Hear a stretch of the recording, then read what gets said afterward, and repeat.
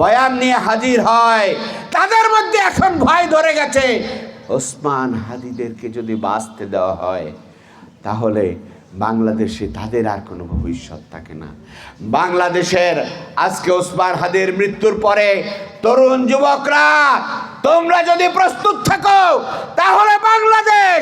আগামী দিনে কল্যাণকর বাংলাদেশ হবে। কোনো ফ্যাসিস্ট আসতে পারবে না, কোনো আধিপত্যবাদী শক্তি আসতে পারবে না, বাংলাদেশের উন্নয়নের পথে কোনো বাধা কেউ হয়ে দাঁড়াতে পারবে না।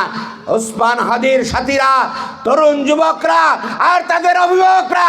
আমরা ওসমান হাদির রক্তকে সামনে নিয়ে আল্লাহর কাছে শহীদের মর্যাদা যেমন তার কাছে কামনা করব, তার রক্তের উত্তরসূরি হিসেবে তাদের বন্ধুরা আর তাদের অভিভাবকরা মিলে সেই সুন্দর সোনার বাংলা, মানবিক বাংলা গড়ার জন্য কি আমরা আবারও দরকার হলে রক্ত দেওয়ার জন্য